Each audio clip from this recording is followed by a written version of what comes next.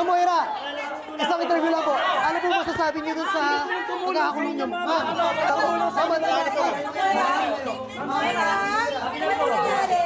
Please, tulungan mo ko.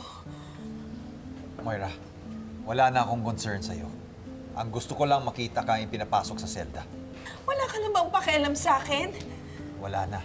Nasaid mo na, Moira. Bakit? Para magawa niyo ni Lynette ang lahat ng gusto niyo gawin?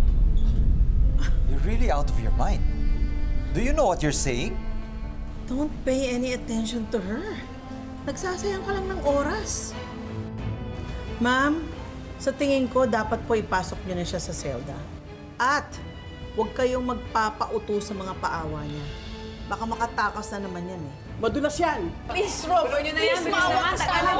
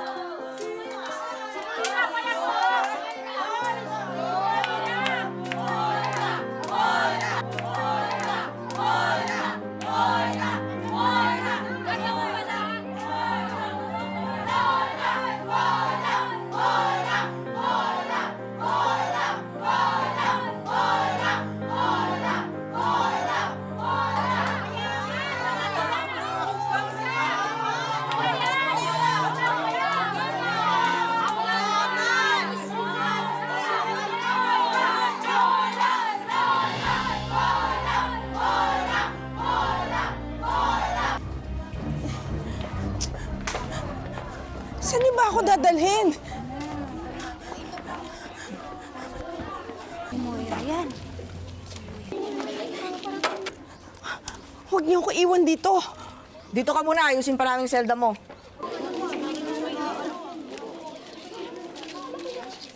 Idol Moira! Welcome to our humble abode! Abode daw, ah! Special ka talaga, Idol Moira! Pati ba naman to si Alex na Papa-English dahil sa'yo? Paupuin natin si Idol! Alam mo bang member ako ng Moira Taas? Salamat ha. Gusto ko naman talaga magkakaibigan tayo. Ayoko ng kaaway. Gagawin ko kayong BFF. Moira! Sparring tayo! 6 rounds lang!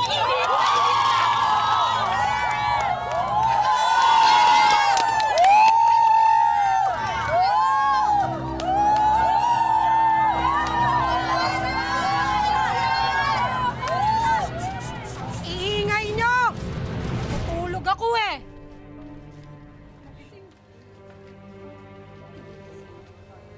Sabi ko na nga ba eh, boses mo pa lang, kilala ko na eh.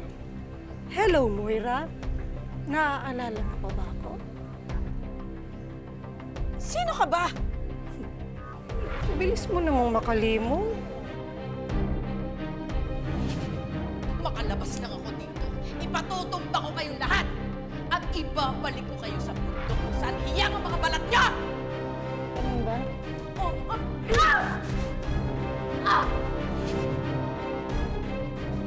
Welcome na welcome ka dito sa amin.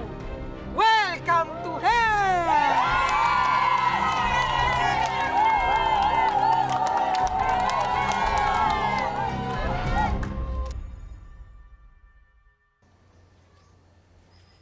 May pa-welcome nga pala ako sa'yo. Hindi ka.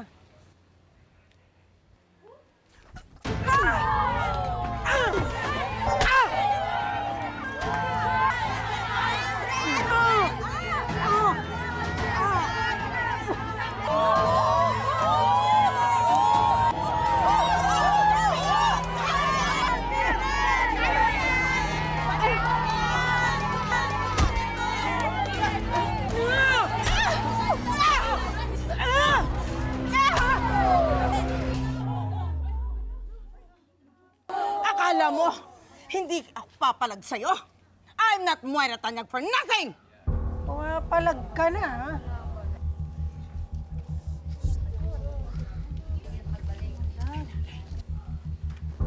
Naku po, madam. Bakit po kayo lumaban? Delikado ka ngayon dyan. Tago ka na, madam. Panigurado yung ugali mo, may kadalagyan na.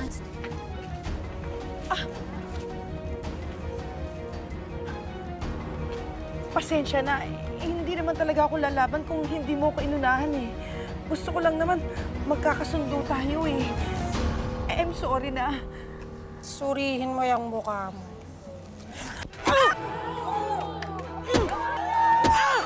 Ano? Kala ko ba matapang ka? Ano? Palag!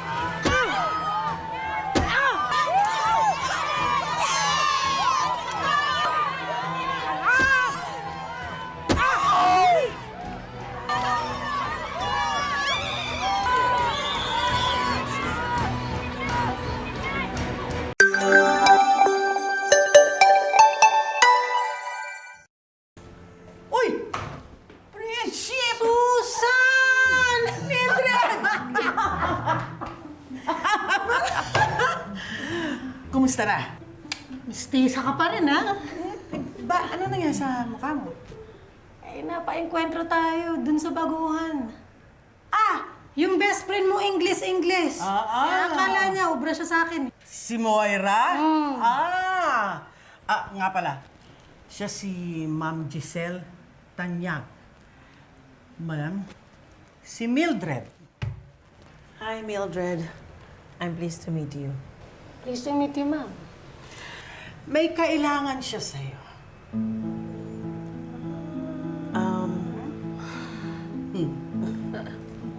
Mildred, ikaw ba yung pinaka-leader dito? Ay, ma'am. Hindi po. May mas powerful po sa akin. Mas powerful? Sino yun? Si Madam Lotus. Madame Lotus. I like her name already. I'd like to meet her because I'd like to strike a deal with the both of you. English pala to. Papalaban na naman tayo dito. Yes, ma'am! Okay, good.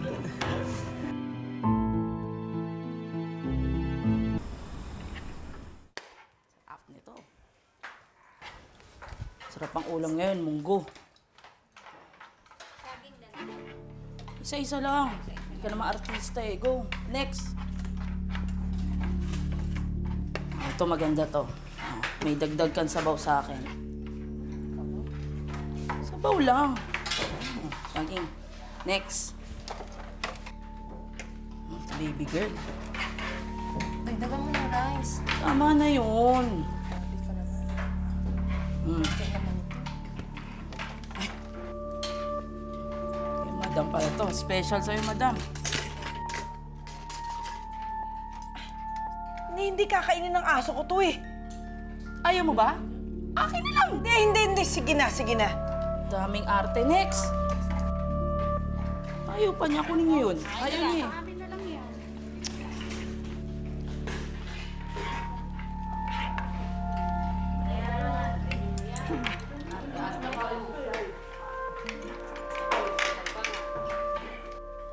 Stoy!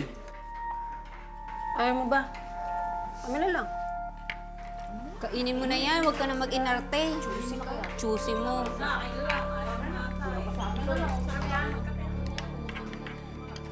Ubusin namin yan pag ayaw mo.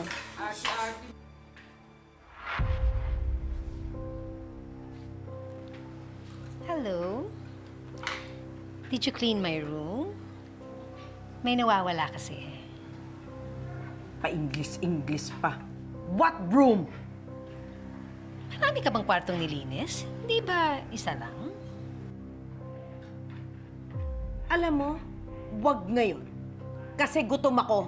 Baka hindi kita matansya. Tabi nga dyan!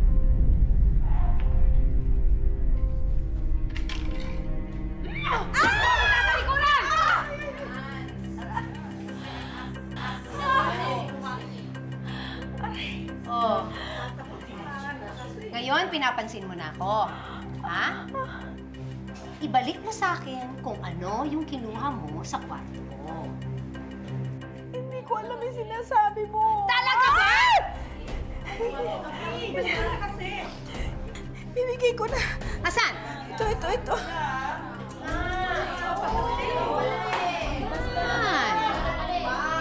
Babalik ko rin pala eh.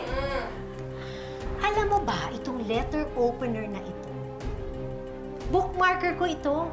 Inalis mo sa libro na binabasa ko. So ngayon, hindi ko na alam kung ano yung last page ng librong binasa ko. Di ba mali yun?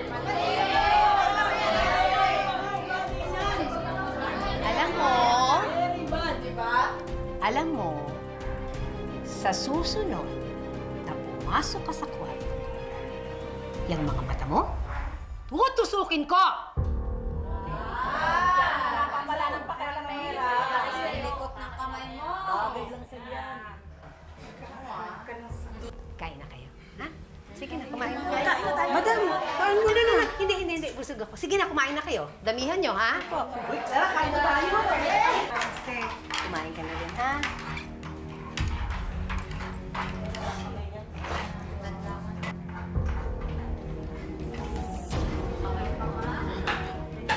Ouch! Loko, yun si Madam Lotus.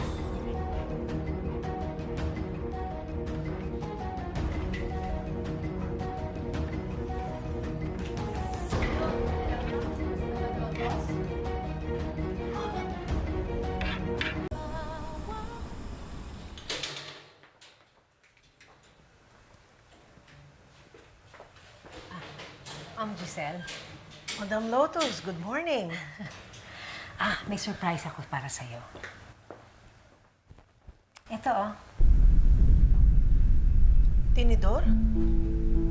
Anin ko yan. Kahuhugot ko lang sa likod ni Moira. Ito, oh, mainit-init pa. Gusto mo souvenir? No, it's okay. Good job, Madam Lotus. I like it. Hindi nga talaga nagkamali sa pag-rekomenda sa'yo si Mildred. Alam mo, maswerte ka rin. Visit ako dyan kay Moira eh. Kaya okay lang na pagtripan ko siya. Kasi palaban pala yung hitad na yan. Just continue what you're doing, Madam Lotus, and I will take care of you. Wala tayong pag-uusapan sa pera. Alam mo, Ma'am Giselle, actually may pera naman ako eh. Pero gusto ko yung ginagawa ko. Nag-e-enjoy na ako. Kumikita pa ako. Kaya maraming salamat. Nako, huwag kang mag-alala. Hindi lang pagsaksak ng tenedor ang mararanasan ni Moira.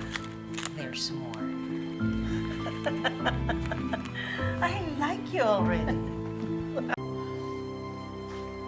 Attorney Constantino? Moira, I'll be representing you sa mga legal proceedings mo.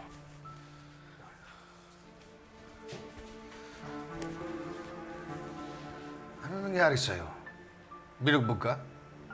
Attorney, ilabas mo ko dito. Kahapon lang ako kinulong, but yesterday I was beaten with a baseball bat. Kanina naman, sinaksak ako ng tinidor. Mamamatay ako dito. Please, ilabas mo ko dito. Sino ba gumawa niyan sa'yo? Your fellow inmates? Mga otoridad?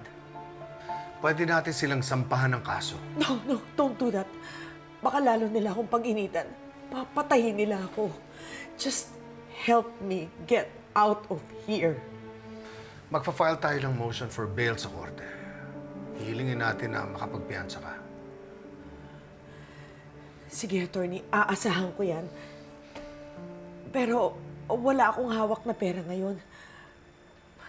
Mabuti na lang kinontak ka ng kaibigan ko, si Nerissa. Nerissa? Sino si Nerissa?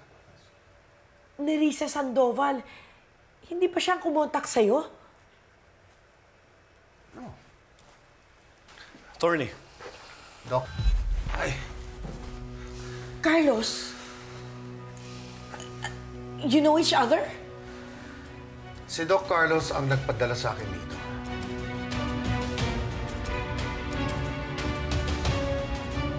Attorney, pwede bang iwanan muna kami ni Moira? Alright. Thank you.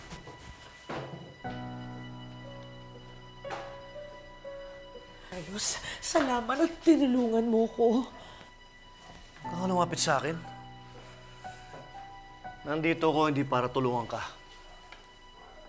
O para maawa sa'yo. Nandito ako to make sure na hindi mo ko idadamay sa kaso.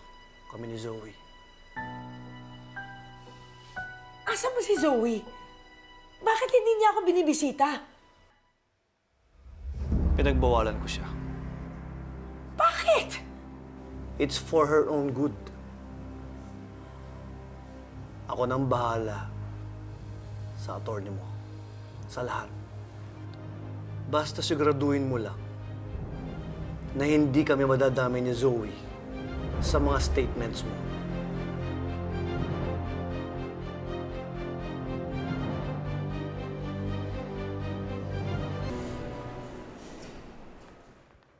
Yes, attorney. What?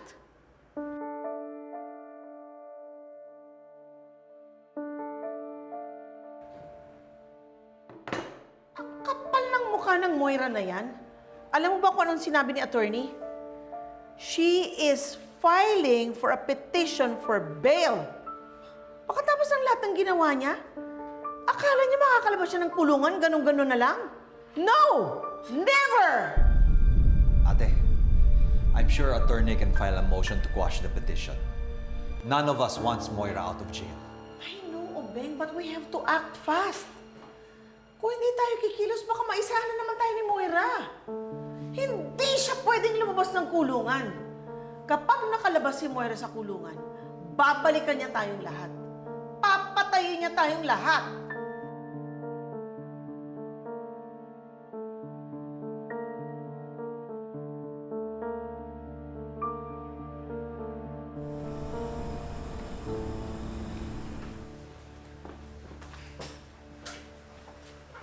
Kayo ang bisita ko. Anong nangyari sa mukha mo, Moira? Bagay sa'yo, ha? Don't flatter yourself, Moira. Hindi ka namin pinuntahan para kumustahin. Pumunta kami rito para ipamukha sa'yo na hindi ka na makakalabas sa kulungang ito. Hindi magagrant ang petition mo to post bail. We are going to use all our powers to make sure you rot in this jail. Hindi ka na makakalabas dito. Yan lang ba ang sasabihin mo sa akin, Giselle? You came all this way para asarin lang ako tungkol sa bail? Giselle, hindi lang ikaw ang marunong magdasal. Ako rin. At kanino ka namang nagdadasal? Sa demonyo? That is none of your concern. Pag ako nakalabas na dito, humanda kayo sa akin. Hindi kami natatakot sa'yo, Moira.